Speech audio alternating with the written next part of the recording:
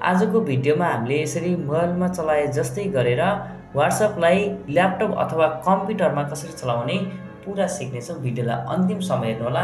यदि नयाँ हुनुहुन्छ भने च्यानललाई सब्स्क्राइब गर्नुहोला। आउनुहोस् भिडियोलाई सुरु गरौँ। अब यो WhatsAppलाई हामीले ल्यापटप अथवा कम्प्युटरमा चलाउनको लागि सबभन्दा पहिला हामी ब्राउजरमा जानुपर्ने हुन्छ।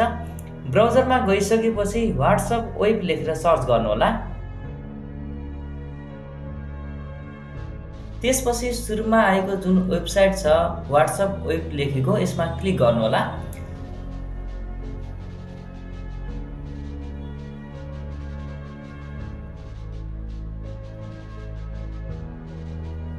यसमा मेरो पहिला नै लगइन रहेछ। म 3 डटमा क्लिक गरेर यसरी लगआउट गरिदिन्छु।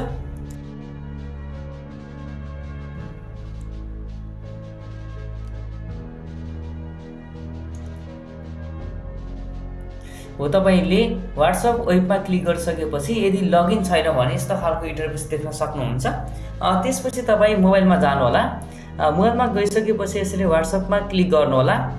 त्यसपछि माथि यहाँनिर 3 डट देख्न सक्नुहुन्छ, यसमा क्लिक गर्नुहोला।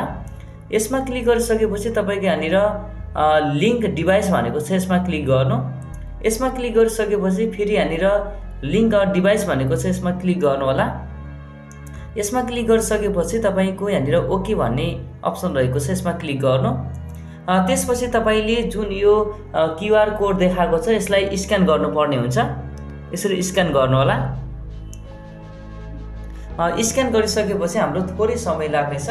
हाम्रो सबै यसमा भएको च्याटहरु सबै त्यसमा शो हुनेछ। यसरी हामीले सहिलेसँग ल्यापटप अथवा कम्प्युटरमा WhatsAppलाई चलाउन सक्छौं। WhatsAppलाई लगइन गरेर हामीले चलाउन सक्छौं।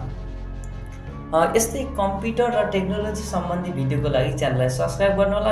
भिडियो मन पर्यो भने भिडियोलाई लाइक अनि कमेन्ट गर्नुहोला। धन्यवाद।